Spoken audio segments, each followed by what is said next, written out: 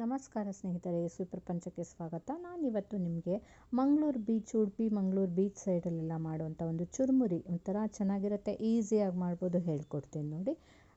ಅದಕ್ಕೆ ಫಸ್ಟೇ ಈ ರೀತಿ ಎಲ್ಲ ಈರುಳ್ಳಿ, ಟೊಮ್ಯಾಟೊ, ಮಾವಿನಕಾಯಿದು ಒಂದು ಸ್ವಲ್ಪ ಹಣ್ಣಾಗಿದೆ, ಹಾಗಾಗಿ ಆ ಥರ ಕಲರ್ ಇದೆ. ಮಾವಿನಕಾಯಿ ಎಲ್ಲನೂ ಹೆಚ್ಚಿಟ್ಕೊಳ್ಳಿ. ಹಾಗೆ ಇಲ್ಲಿ ಒಂದು ಸ್ವಲ್ಪ ಎಣ್ಣೆ ಹಾಕಿಬಿಟ್ಟು ಕಡಲೆಕಾಯಿ ಬೀಜನ ಸಹ ರೋಸ್ಟ್ ಮಾಡಿಟ್ಕೊಳ್ಳಿ. ಈ ಥರ ಎಲ್ಲ ರೆಡಿ ಮಾಡಿಟ್ಕೊಂಡ್ರೆ ಜಸ್ಟ್ ಒಂದು ಚಕ್ ಚಕ್ ಚಕ್ ಅಂತ ಕಲಿಸ್ಬೋದು, ಯಾಕಂದರೆ ಮೊದಲೇ ಮಿಕ್ಸ್ ಮಾಡಿಟ್ಟರೆ ಮೆತ್ತಗಾಗ್ಬಿಡುತ್ತೆ. ಸೊ ಹಾಗೆ ಕ್ಯಾರೆಟ್ ಸಹ ತುರಿದಿಟ್ಕೊಳ್ಳಿ.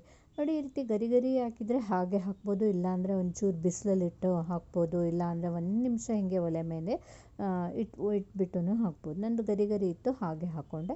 ನೋಡಿ, ನಾನಿಲ್ಲಿ ಒಂದು ಸ್ವಲ್ಪ ಒಬ್ಬೊಬ್ಬರಿಗೆ ಆಗಷ್ಟು ಮಾಡಬೇಕು, ಇದನ್ನು ಎಲ್ಲ ಒಟ್ಟಿಗೆ ಕಲಿಸ್ಬೇಡಿ. ಹಾಕ್ಕೊಂಡೆ. ಒಂಚೂರು 2 ಸ್ಪೂನು ಎಣ್ಣೆ ಹಾಕಿದೆ. ಹಾಗೆ ಖಾರ ಪುಡಿ, ಉಪ್ಪು ಎಲ್ಲ ಹಾಕ್ಕೊಂಡು ಕಡಲೆಕಾಯಿ ಬೀಜ ಹುರಿದಿಟ್ಕೊಂಡಿರ್ತೀವಲ್ವ, ಇದಿಷ್ಟನ್ನು ಫಸ್ಟು ನಾವು ಏನು ಮಾಡೋಣ, ಮಿಕ್ಸ್ ಮಾಡೋಣ. ಒಂದು ಒಳ್ಳೆ ಇದು ನೋಡಿ, ಇಲ್ಲಿ ಚೆನ್ನಾಗಿ ನೀವು ಜಾಸ್ತಿ ಖಾರ ಬೇಕಂದರೆ ಇನ್ನೂ ಜಾಸ್ತಿ ಖಾರ ಪುಡಿ ಹಾಕ್ಕೊಳ್ಬೋದು, ಆವಾಗ ಕೆಂಪು ಬರುತ್ತೆ ಇನ್ನೂ. ಸೊ ಆಮೇಲೆ ನೋಡಿ, 1-2 ಸ್ಪೂನು ಈರುಳ್ಳಿ ಹಾಕ್ಕೊಂಡೆ, ಒಂದು ಸ್ವಲ್ಪ ಟೊಮೆಟೊ ಹಾಕ್ಕೊಂಡೆ, ಹಾಗೆ ಮಾವಿನಕಾಯಿ ಹಾಕ್ಕೊಂಡೆ, ಕ್ಯಾರೆಟ್ ತುರಿನೂ ಸಹ ಹಾಕ್ಕೊಂಡೆ. ಹಾಕಿ ಎಲ್ಲನೂ ಮಿಕ್ಸ್ ಮಾಡಿಬಿಡೋಣ.